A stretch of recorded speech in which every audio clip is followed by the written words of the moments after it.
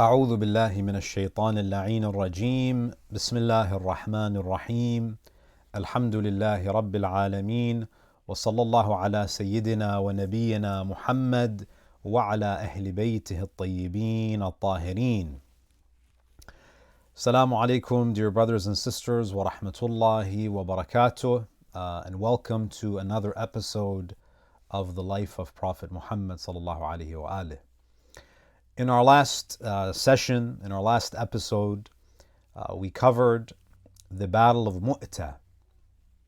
And this was a battle that was fought in the 8th year after the Hijrah.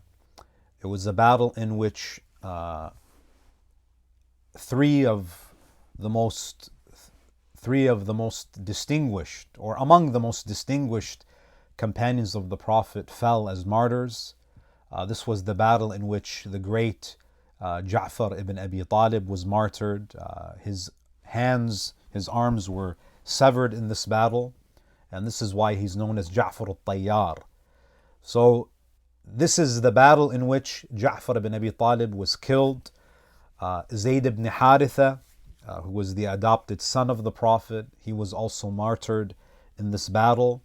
And Abdullah ibn Rawaha, the warrior poet, the great companion of the Prophet, also fell in this battle.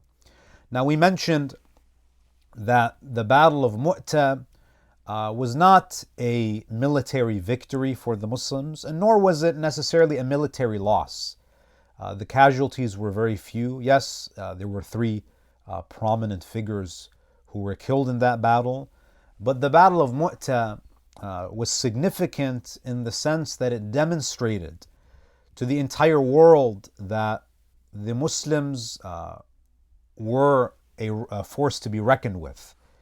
It gave them experience fighting the Romans, and it really allowed the Muslims to see themselves as a global contender, as a global force. So from that perspective, it did raise the morale of the Muslims, that they weren't just, fighting some, ragtag tribes, in the outskirts of Medina and Mecca. They were seen as a formidable force, a strong military presence that could challenge the superpowers of the time.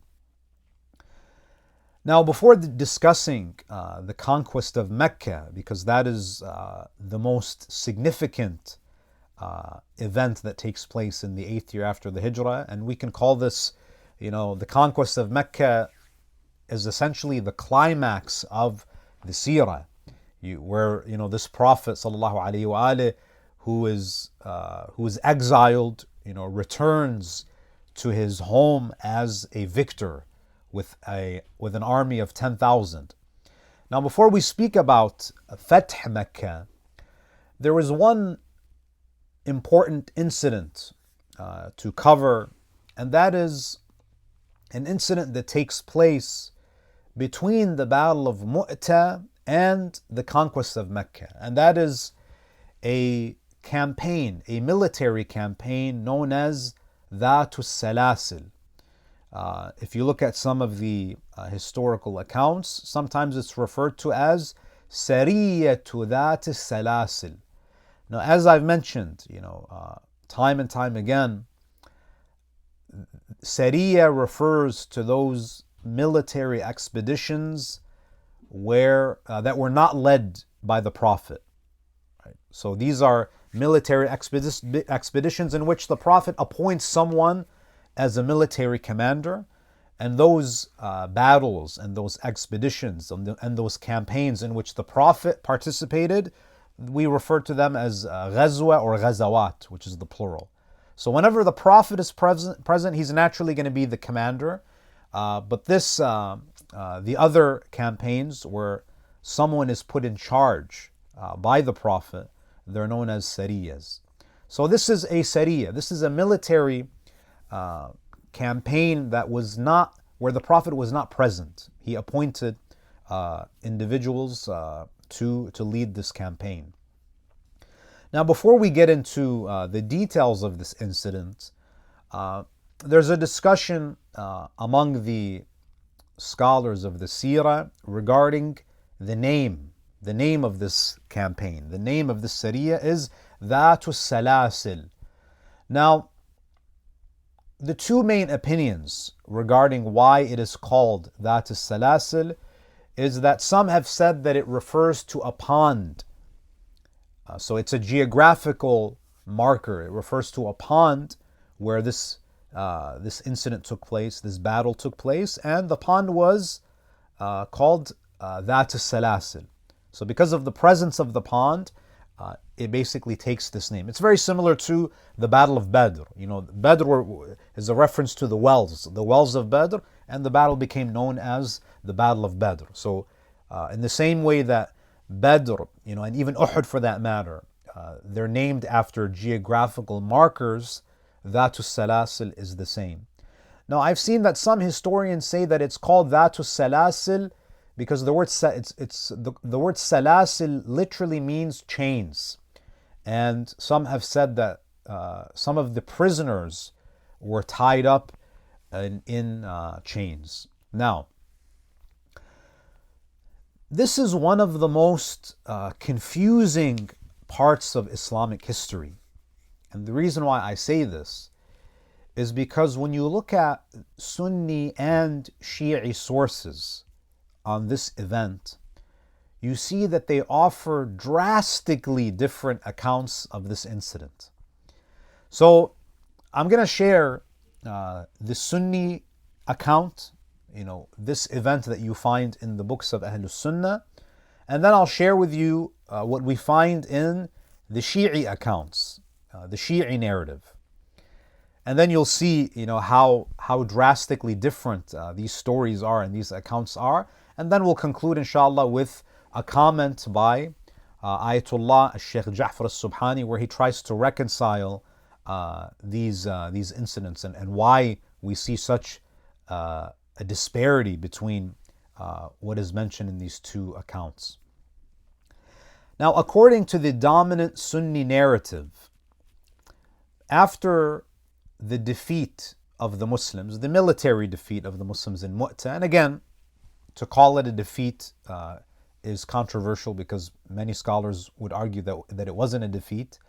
But in any case, after the Battle of Mu'tah, many of the Ghassanid affiliated tribes, so the Ghassanids, they were, these Christian Arabs who were, in a sense, allies and loyal to the Roman Empire. They sensed an opportunity to make their own move. They saw that the Muslims were unable to defeat the Romans. They had lost, 3 of their commanders. The morale was relatively low. So the Banu Quda'a, they began planning a massive invasion of Medina. Now the Prophet ﷺ, of course, he has, spies, and Muslim spies, they immediately alerted Rasulullah ﷺ that there was a conspiracy, there was a plan to invade Medina. The Prophet ﷺ, he holds an emergency meeting. An emergency council is summoned, and the Prophet, along with his companions, they start to discuss strategies on how to respond to this.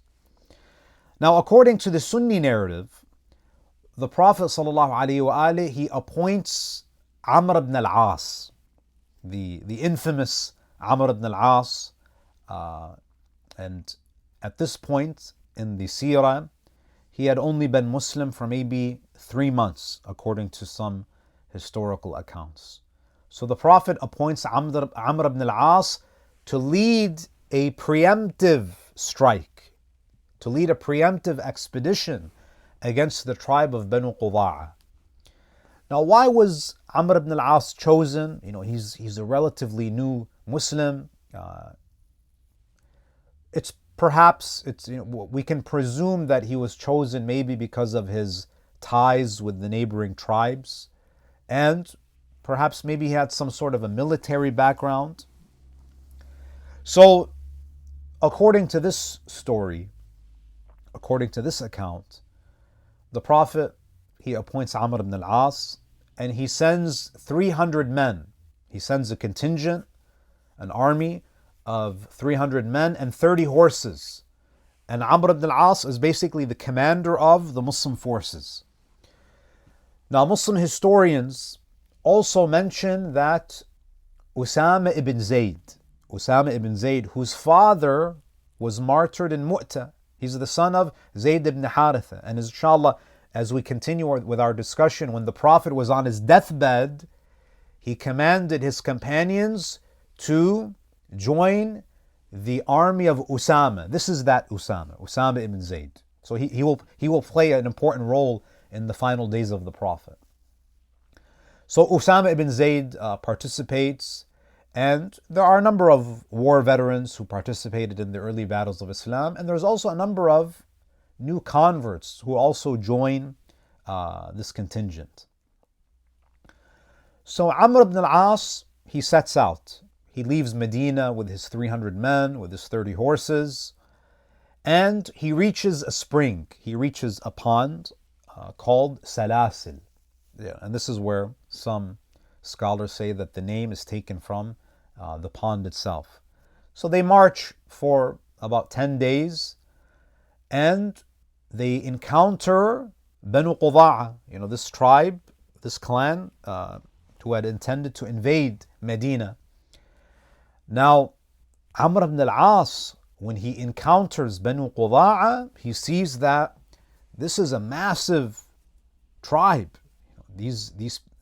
So he realizes very quickly that the Muslims are outnumbered. So he sends a letter, Amr ibn al-As, he sends a letter to the Prophet ﷺ, asking for reinforcements, saying, Ya Rasulullah, we need you to send more men.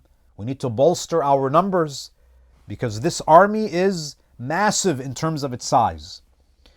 So according to this according to the Sunni account, the Prophet ﷺ, he sends an additional 200 soldiers. So now you have 500 soldiers, 300 who were originally with Amr ibn al-As, an additional 200 are sent. Among the 200, you have Abu Bakr, Umar, and the leader of the 200 reinforcements is Abu Ubaidah ibn al-Jarrah. And it's important to note here that Abu Bakr, Umar, and Abu Ubaidah ibn al-Jarrah, they have a very close relationship. In fact, these three are the same individuals. They're the same members of the Muhajirin who basically crash the Saqifa meeting that takes place after the death of the Prophet. So we know that Abu Bakr and Umar were at Saqifa. They basically heard that the Ansar were planning to vote for the next Khalifa. They show up, and the third who is with them is Abu Ubaidah ibn al-Jarrah. Now, in any case, these individuals are sent to join the contingent of Amr ibn al-As.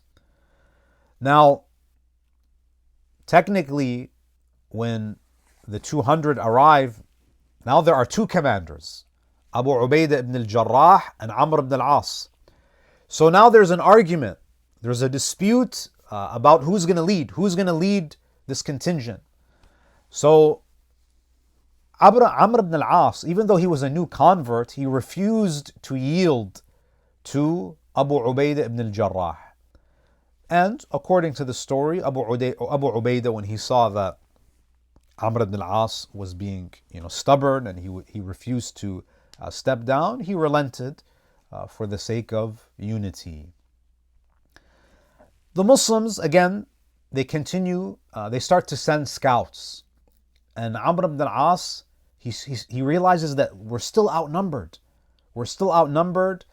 And he decides not to launch an attack during the day. In fact, when night falls, he also instructs his soldiers not to light any fires because he doesn't want the enemies to have account of their numbers. He doesn't really want to reveal the size of his army because he's outnumbered. So what he does is, and by the way, some of the historical accounts mention that some of the companions were angry and they were frustrated with Amr ibn al-As because he wouldn't let them light any fires and they were freezing at night. So the Muslims under Amr ibn al-As, they decide to launch a night raid. They raid Banu Quda'a at night. Amr ibn al-As, he instructs his soldiers to remain together, that every two men are to stay close. He even tells them that we should tie some of the horses together so they don't run away, so we don't separate.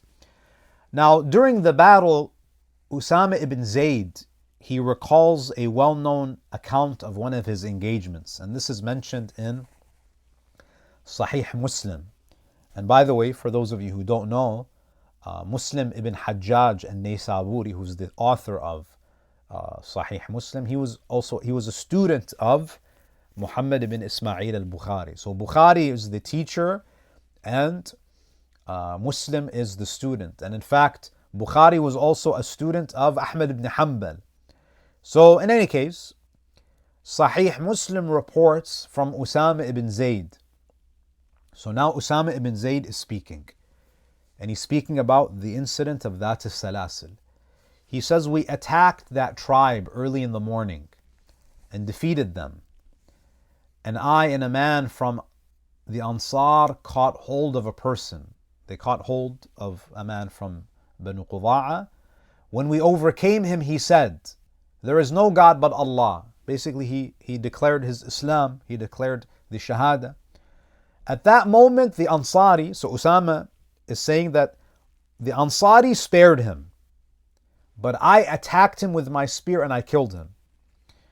Now the news had already reached the Prophet ﷺ, so when we came back, he said to me, the Prophet said to me, Usama, did you kill him after he had made the declaration of faith? Did you kill a man after he said La ilaha illallah?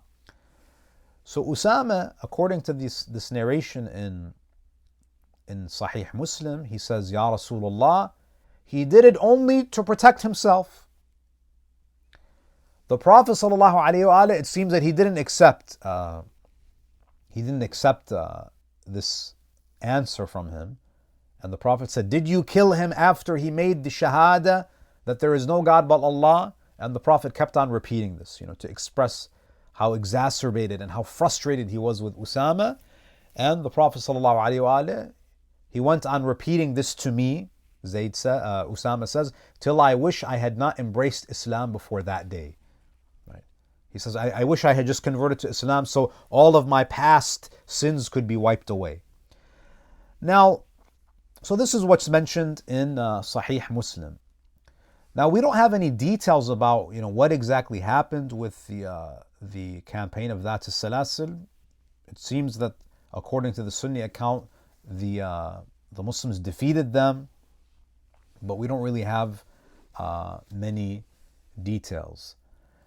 And it's also interesting to note here that this is a narration that paints Usama ibn Zayd in a negative light, being someone who doesn't have good judgment.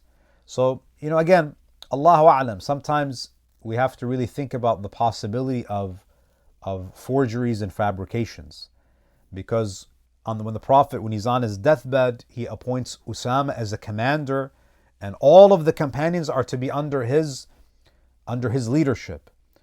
So it could be that these narrations, again, I'm not saying that it's not true. It's possible that it's true, but it's also important to kind of not forget the human element and how sometimes narrations are forged and manufactured to diminish the status of a particular companion, to justify why some companions did not want to join him and be under his command. So that's with respect to the Sunni narrative.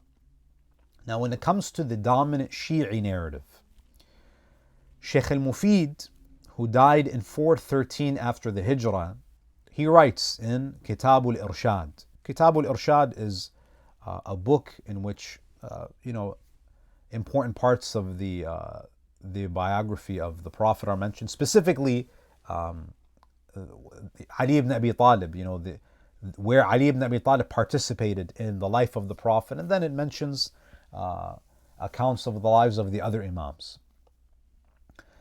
Sheikh al-Mufid, he writes, وَذَلِكَ أَنَّ أَصْحَابَ السِّيَرِ ذكروا أن النبي كان ذات يوم جالسا. So Sheikh al-Mufid says that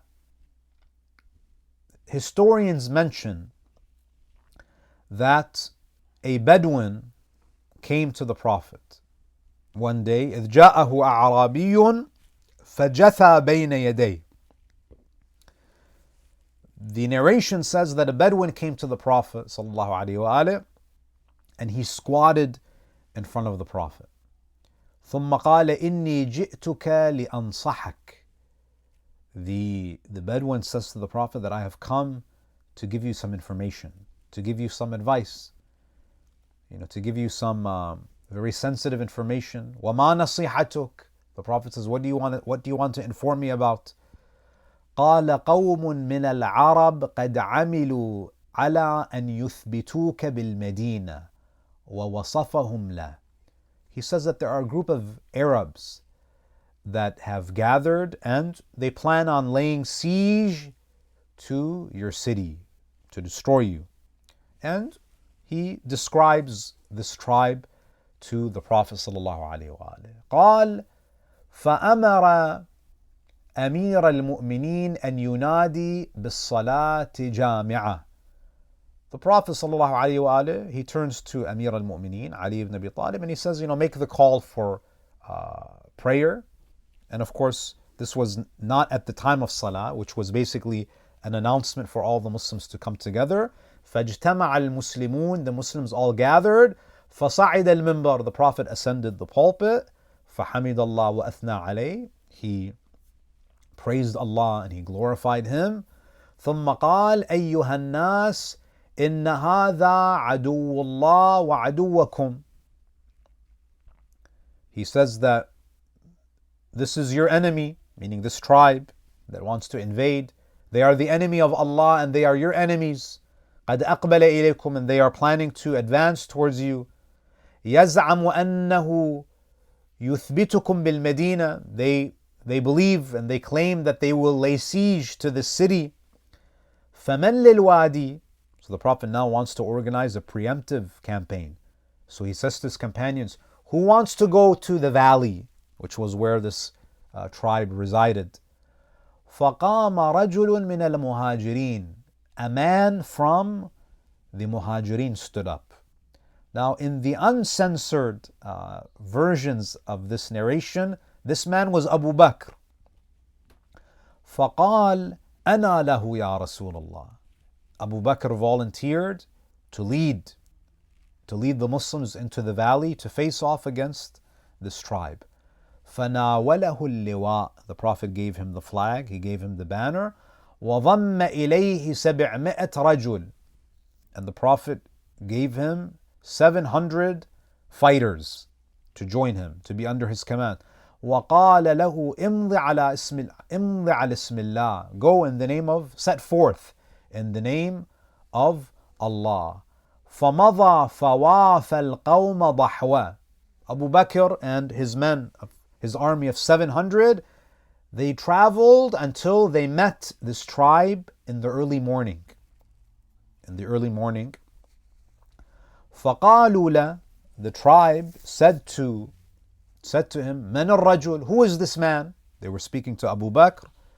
And Abu Bakr responds, أَنَا رَسُولٌ لِرَسُولِ اللَّهِ. That I am the emissary of the Prophet. I'm the messenger of Allah. And then he gives them an ultimatum. إِمَّا أَن تَقُولُوا لَا إِلَهَ إِلَّا اللَّهِ وَحْدَهُ لَا شَرِيكَ لَهُ وَأَنَّ مُحَمَّدًا عَبْدُهُ وَرَسُولُهُ. He says, you either bear witness that there is no God but Allah, who is without a partner, and that Muhammad is his servant and messenger, أَوْ لَأَضْرِبَنَّكُمْ بِالسَّيْفِ. Or we fight.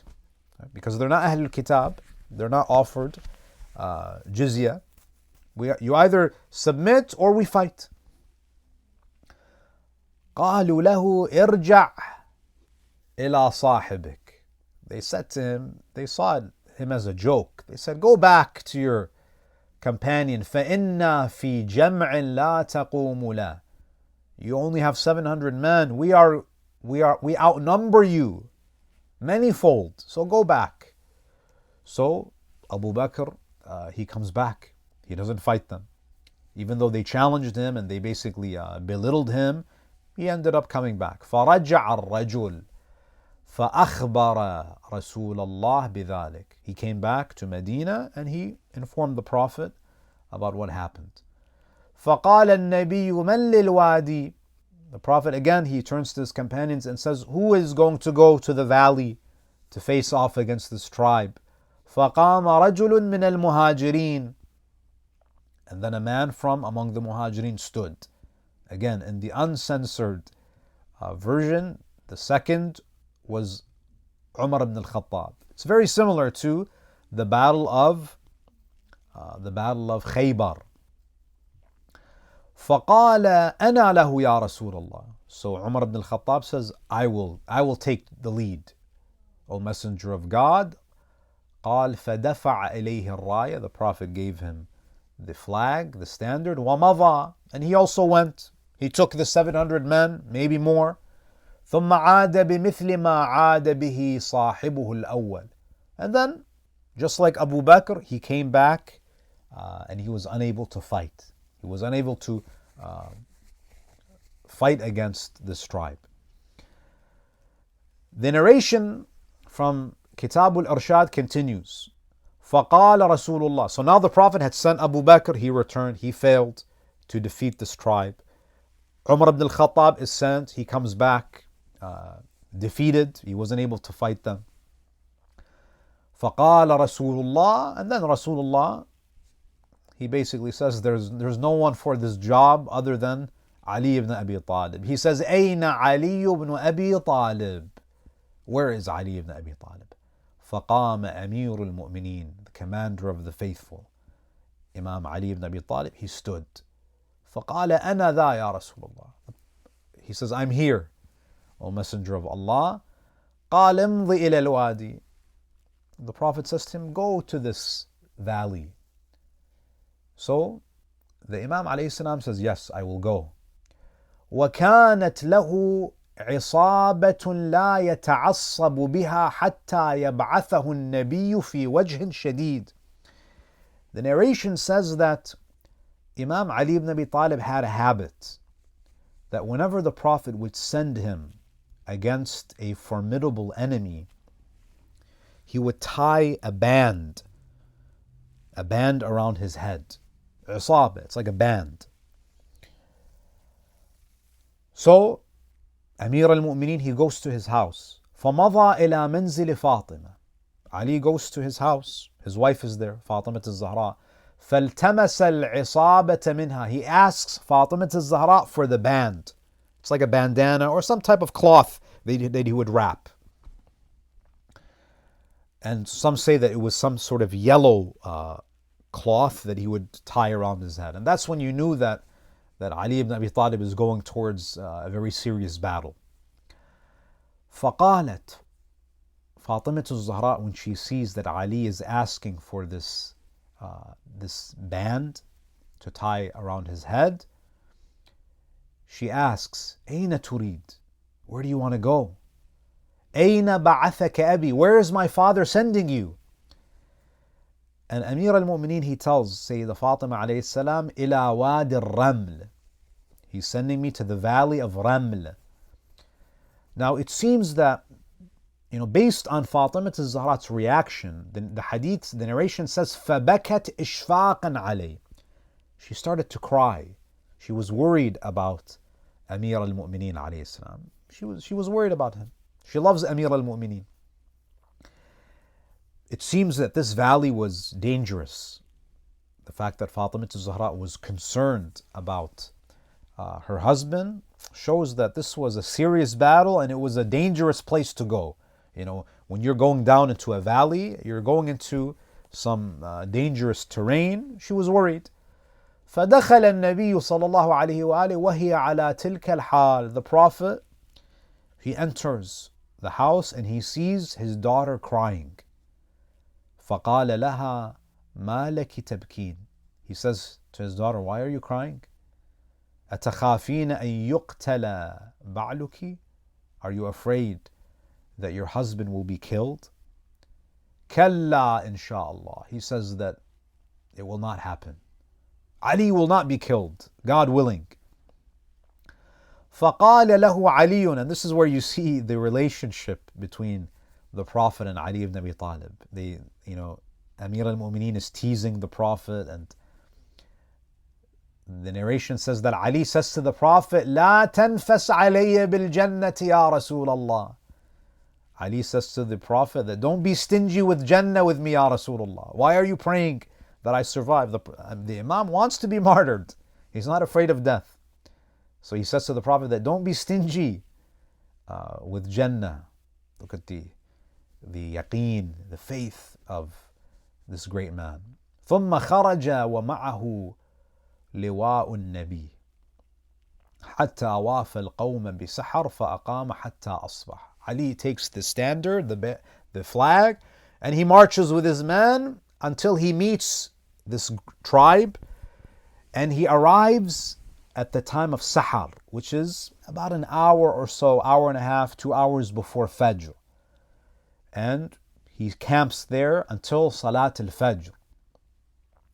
ثم صلى بأصحابه الغداة. Ali, he leads the Muslims in the morning prayer. وصفهم صفوفا, and the Imam arranged them in rows to prepare for battle. واتكع على سيفه.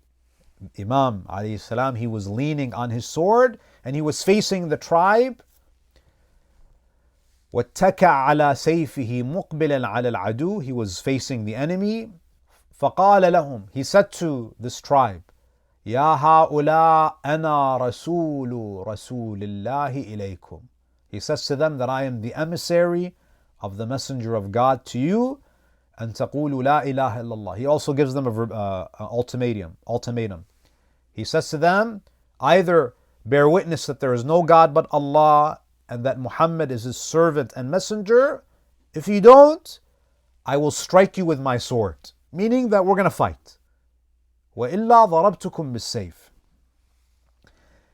This tribe, they say to Ali, not knowing that this is Ali ibn Abi Talib, they thought it was just another companion that the Prophet sent. Perhaps the Imam, his face was covered, he was wearing his armor.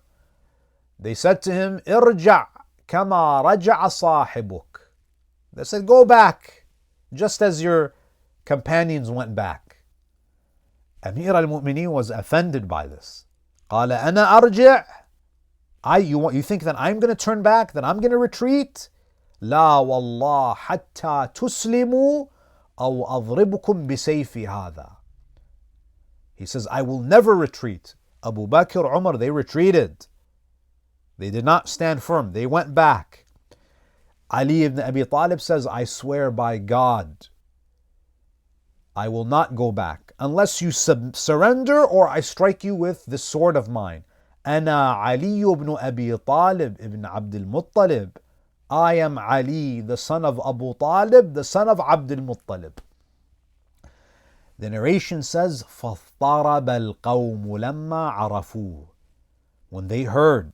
When Ali introduced himself, they began to tremble. This is the same Ali of Badr, this is the Ali of Uhud, this is the killer of Marhab, this is the killer of Amr ibn Abd Wad. They started to tremble, they were terrified of Ali ibn Abi Talib. ثُمَّ اجْتَرَؤُوا عَلَى مُوَاقَعَتِهِ. Then fighting began. They decided to fight.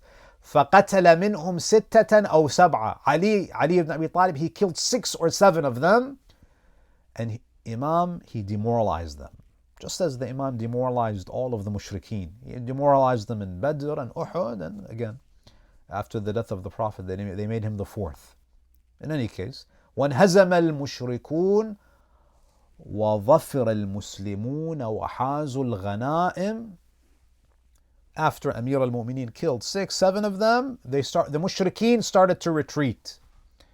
And the Muslims gained victory and they captured and they seized the spoils, There were many spoils, many غنائم. وتوجه إلى النبي. And then the army returned to Medina. They were now heading back to Medina. فروي عن سلمة رحمة الله عليها قالت كان نبي الله قائلا في بيتي. Salama says that the Prophet was taking a nap in my house. إذ انتبه فزعا من منامه. The Prophet woke up from his sleep. فقلت له. Salama says, I saw the Prophet jump up. He suddenly woke up. Salama says, Allahu jaruk, that Allah is with you. قال صدقتي. He says, you're right, Allah is with me. Allahu jari. لكن هذا جبرائيل يخبرني أن عليا قادم. But Jibreel has just come to me and informed me that Ali has arrived. He has arrived from the valley. He has returned. ثم خرج إلى الناس فأمرهم أن يستقبلوا عليا. The Prophet came out and he commanded all of the Muslims to go out and receive أمير المؤمنين, to receive Ali ibn Abi Talib. وقام المسلمون له صفين مع رسول الله. The Muslims, they came out and they stood in lines to receive Imam Ali ibn Abi Talib. فلما بصر بالنبي ترجل عن فرسه. Imam Amir al-Mu'mineen, he's on his horse. He enters Medina and he sees the Prophet. Look at the akhlaq of Imam Amir al-Mu'mineen. There's no one that respected and venerated the Prophet like Ali ibn Abi Talib. This is why Amir al-Mu'mineen is so great in our eyes. This is why we, the followers of Ahlul Bayt, we adore. We're obsessed with Amir al-Mu'mineen because Amir al-Mu'mineen showed the greatest respect, the most respect to the Prophet. The narration says when Ali saw that the Prophet was on foot, Amir al-Mu'mineen, he came down. Ali comes down from his horse. وَأَهْوَى إِلَىٰ قَدَمَيْهِ يُقَبِّلُهُمَا. Ali starts to kiss the feet of the Prophet. Sallallahu alayhi wa alayhi. فَقَالَ لَهُ إِرْكَبْ. The Prophet says to Ali, get back on your horse. فَإِنَّ اللَّهَ تَعَالَى وَرَسُولَهُ عَنْكَ رَاضِيَانِ. Get back on your horse, O Ali, because Allah and His Messenger are pleased with you. When Amir al-Mu'mineen, when Ali ibn Abi Talib heard these words from the Prophet, he started to cry tears of joy. فَبَكَى أَمِيرُ الْمُؤْمِنِينِ فَرَحًا. You know how people, they cry tears of joy? Amir al-Mu'mineen, he cried tears of joy when he heard from the Messenger that Allah and His Messenger are pleased with you. This is the most important thing to Ali ibn Abi Talib.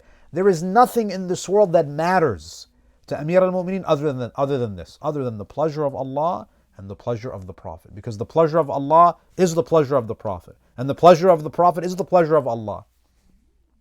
And the Prophet made this comment about his Ahlul Bayt in general. وَانصَرَفَ إِلَى مَنْزِلِهِ. Amir al-Mu'mineen, he went to his house. وَتَسَلَّمَ الْمُسْلِمُونَ الْغَنَائِمَ. And the Muslims, they took their share from the spoils.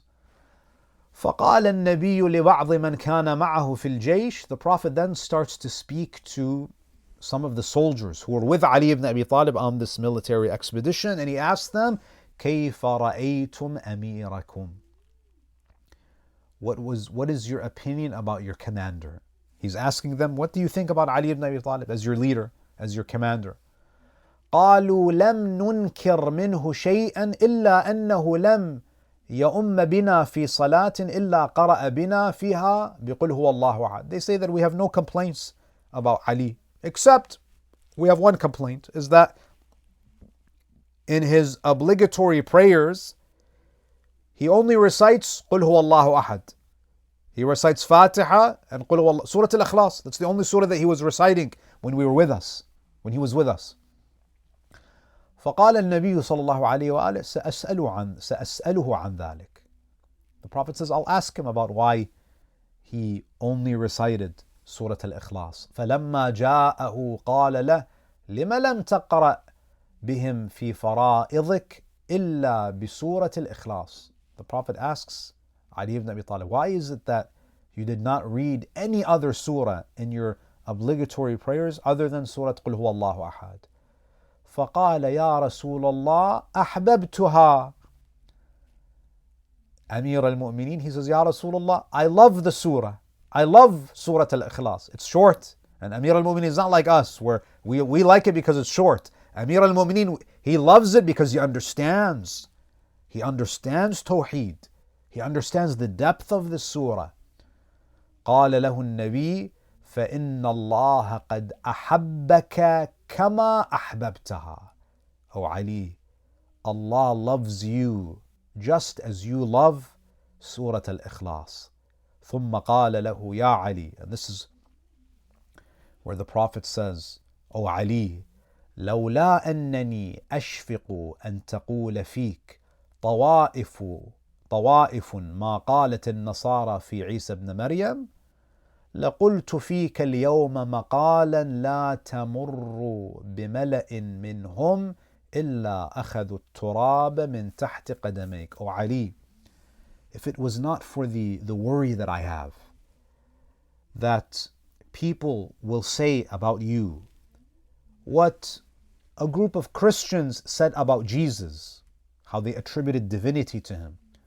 If it wasn't for this fear that people will exaggerate your status and attribute divinity to you, I would have spoken about you in such a way. I would have mentioned your merits and your virtues to an extent that people, whenever they see you and whenever you walk by them, they would want to take the dust from your feet for barakah. This is why, and by the way, there are many versions of this, many renditions of this hadith found in the books of all Muslims. And this is important for us to reflect upon, brothers and sisters. Oftentimes people say, oh, why do you exaggerate the status of Amir al-Mu'mineen? Brothers and sisters, we barely know anything about the fada'il of Amir al-Mu'mineen. What has reached us in terms of the merits and the virtues of Ali ibn Abi Talib are a drop from the ocean of the merits and the virtues of Imam Amir al-Mu'mineen. The Prophet himself is saying that I did not share many things about Ali because I was afraid that people will not understand. They'll lose their minds. They'll end up exaggerating and attributing divinity. They would take him as a deity. فكان الفتح في هذه الغزاة لأمير المؤمنين. So this campaign and many of the battles of Islam, the credit goes to none other than Amir al-Mu'mineen.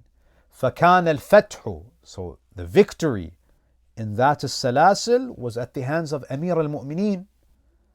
بعد أن كان من غيره فيها من الإفساد ما كان. Ali ibn Abi Talib, he was always cleaning the mess of others. Sheikh al-Mufid, he says that Amir al-Mu'mineen he achieved victory after others, they basically fell short and they were not able. They created more problems than solutions.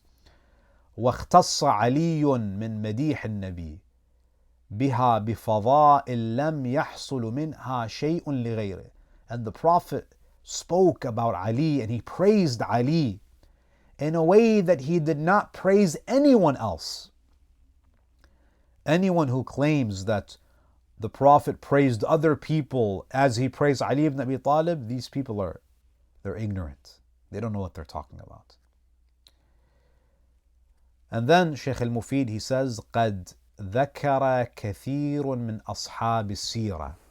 Sheikh al-Mufid says many Muslim historians mention أن في هذه الغزات نزل على النبي والعاديات ضبحا. Surah Al-Adiyat, Surah 100, was revealed, and you can look at the surah, inshallah, on your own time. This surah was revealed in praise of what Ali achieved in Dhat Al-Salasil, how he attacked the mushrikeen. And the surah basically speaks about the horses, وَالْعَادِيَاتِ ضَبْحًا, as the Quran says. Allah swears by the racers, those horses that were panting. Look at how important jihad is fi sabilillah, that Allah, He even mentions the breathing of the panting of the horses. فَالْمُورِيَاتِ قَدْحًا, and the producers of sparks when striking. This is to describe how fast the the horses were galloping. And this is also an ishara, it's an important lesson that mu'mineen should hasten towards good. They should hasten towards the defense of Islam. فَالْمُغِيرَاتِ صُبْحًا, and the chargers at dawn. Amir al-Mu'mineen, he attacked his enemies at dawn. He took them by surprise. And this is an important lesson for Muslims, that when it comes to their enemies, they should plan their attacks in a way where they catch their enemies by surprise. فَأَثَرْنَ بِهِ نَقْعًا, stirring up thereby clouds of dust. فَوَسَطْنَ بِهِ جَمْعًا, arriving thereby in the center collectively. Amir al-Mu'mineen, he took his enemies by surprise. He was in the middle of them without them even realizing what happened. إِنَّ الْإِنسَانَ لِرَبِّهِ لَكَنُودٌ, and the surah continues. So, Shaykh al-Mufid, and we have other riwayat that say that Surah Al-Adiyat is a Madani surah. Even though its style appears to be Mekki, it's a Madani surah. فَتَضَمَّنَتْ ذِكْرَ الْحَالِ فِيمَا فَعَلَهُ أَمِيرُ الْمُؤْمِنِينَ فِيهَا. The surah basically mentions the efforts of Amir al-Mu'mineen in his jihad fi sabilillah. So to conclude, the first version of the story, which is the Sunni version of the story, mentions that Amr ibn al-As was appointed by the Prophet as commander, and he was sent to fight against Banu Quda'a, who wanted to invade Medina. Amr ibn al-As was outnumbered. He asks for reinforcements. The Prophet sends reinforcements. Among the reinforcements are Abu Bakr and Umar, and they were led by Abu Ubaidah ibn al-Jarrah. And Amr ibn al-As essentially becomes the leader of the entire army, and he leads them in prayer, and the Muslims attained victory. We don't really have that many details about how they attained victory, how they were able to overcome the large numbers of the enemies. In any case, this was the first version. In the second version of the story, which is the Shi'i narrative, Abu Bakr was sent initially to fight the army, to fight the tribe. He failed. Then Umar ibn al-Khattab was sent, and he failed. Again, it's like a replay of the battle of Khaybar. And then Amir al-Mu'mineen is sent, and he succeeds. And Surah Al-Adiyat is revealed in relation to this incident. So you notice in the first version, Ali ibn Abi Talib is not mentioned. He doesn't appear in any part of the narrative. However, in the second narration, Ali ibn Abi Talib alayhi salam plays a central role. Now, Sheikh al-Subhani, who is one of our contemporary maraji and who has written extensively on Islamic history, after he shares both the Sunni and the Shi'i narrative, and he also comments on how, as you've heard, brothers, it's a drastically different story. He says that, and what's interesting is that the Shi'as don't mention the Sunni narrative, and the Sunni narrative doesn't mention the Shia narrative. So the Sunnis and the Shias have narrated entirely different, drastically different accounts. Sheikh al-Subhani, he says, maybe there were more than one battle named Dhat Al-Salasil. And for some unknown reasons, the Shia and Sunni, they've only narrated one of them. This is a possible explanation. Another possible explanation is that the incident of Dhat Al-Salasil, where Amr ibn al-As was appointed as commander, it's possible that was just a fabrication, but it's also possible that there was more than one battle known as Dhat Al-Salasil. Inshallah, brothers and sisters, in our next episode, we will speak about the conquest of Mecca, and as I said, this represents the climax of the prophetic biography. And inshallah, we'll speak about the events leading up to the conquest of Mecca, and inshallah, we will explore that in elaborate detail bi'idhnillah. Wa akhiru da'wana alhamdulillahi rabbil alameen. Wa sallallahu ala Muhammadin wa alihi at-tahirin. Allahumma salli ala Muhammad wa ali Muhammad. Thank you for the lecture, Sheikh. So could you please explain how was the significance of this battle and how it relates to the conquest of Mecca? So, it relates to the conquest of Mecca because it from a chronological perspective, it happened before the battle of the conquest of Mecca. As I mentioned, because the Muslims did not achieve a military victory in Mu'tah, it seems that some of the Arab tribes felt that, we could, and because they were weakened, they were demoralized by that battle. Some of these tribes felt that we can take advantage of this moment and invade Medina and destroy the Prophet sallallahu alaihi wasallam. So this military campaign, again, it was a preemptive campaign, and the Prophet sallallahu alaihi wasallam wanted to make sure that his city is not invaded. And after they defeat the mushrikeen in Dhat Al-Salasil, we see that the Prophet sallallahu alaihi wasallam, he's firmly established. He has a good pulse on what's happening in the Arabian Peninsula, so much so that when his enemies try to plot against him, he's always 10 steps ahead. And therefore, after the campaign of Dhat Al-Salasil, it becomes very clear that we can't defeat the Prophet in the battlefields. We can't conspire against him. He has spies, and he has eyes and ears everywhere. So this was, as they say, it became the nail in the coffin. And because the mushrikeen, they tried conspiracies, they tried to ally with the Jews, with others, and the Prophet and the Muslims, they were not defeatable. They were undefeated. They could not be defeated. So it really just sets the stage for the conquest of Mecca, which we'll discuss, inshallah. Thank you. And it's surprising to hear that the other army was told to either convert or fight. It seems to go against the call that there's no compulsion in religion. Could you talk about that a little bit, please? So the verse, "There is no compulsion in religion," is probably one of the most misunderstood verses in the Quran. The verse is basically, there are some that read it as an instructive verse, but the reality is that the verse is descriptive, meaning that Allah is simply describing a reality of the human heart, and that is, you cannot force people to believe. I mean, even if someone puts a gun to your head, they might say what you want them to say, but the heart cannot be coerced. So the Quran is simply stating that La ikraha fi din is a descriptive verse. Allah is essentially saying that you can't force people to believe. Belief has to be voluntary. And therefore, it has nothing to do with situations where you have people who are hostile to Islam. You have combatant enemies who are not Ahlul Kitab.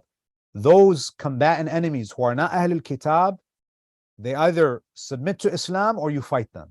There is no option for jizya. Whereas with Ahlul Kitab, with Christians and Jews, they're invited to accept Islam. If they don't want to accept Islam, they have the option to pay jizya, but this is only for Ahlul Kitab. Thank you. And Lady Fatma crying seemed a bit out of character for a lady of her stature. And there's been many women who've sent out their husbands' relatives while cheering them on instead. Could you talk a little bit about what was going on over there?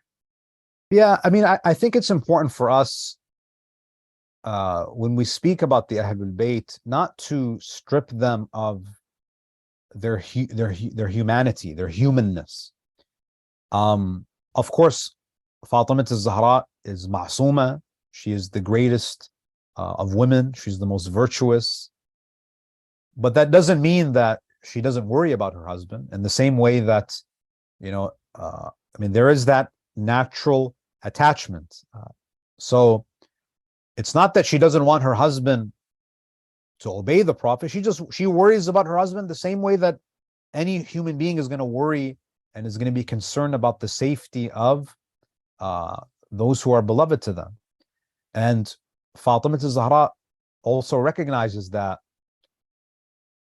if the death of Amir al-Mu'mineen is not just the death of her husband, it's the death of the greatest protector of the Prophet.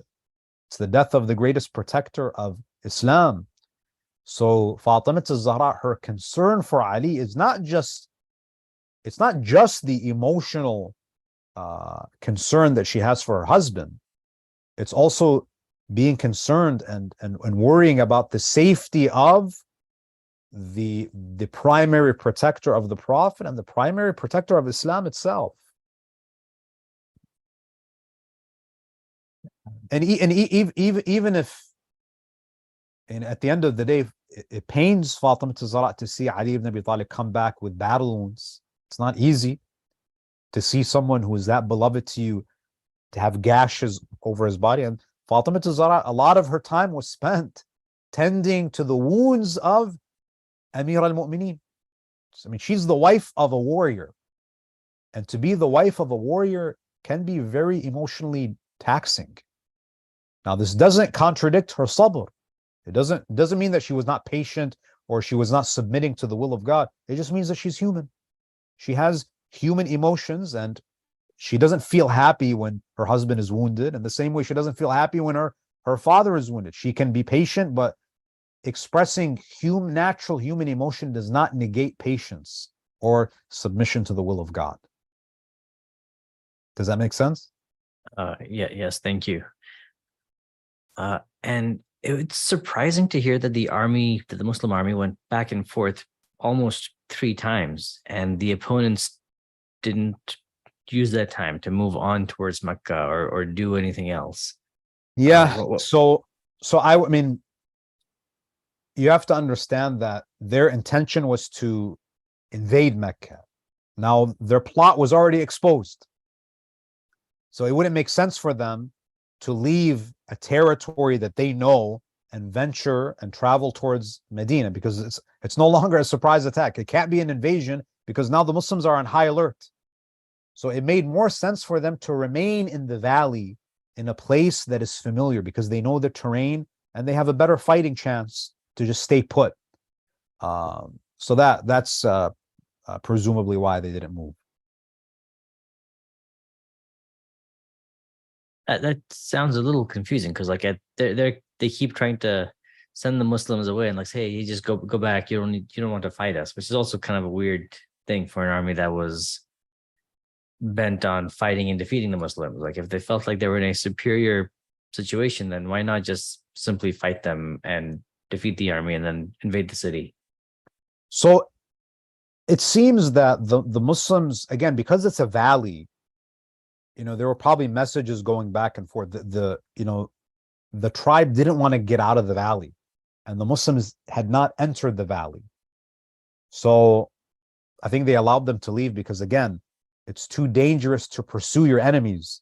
If they wanted, I mean, this tribe, it seems like if there was going to be a fight, they wanted, either the plan A was to invade Medina. Now, plan A is not going to happen because the plan was exposed. Plan B is to fight against the Muslims, but we're going to fight them, as we say, on our turf, in our valley, because we have the greatest chance.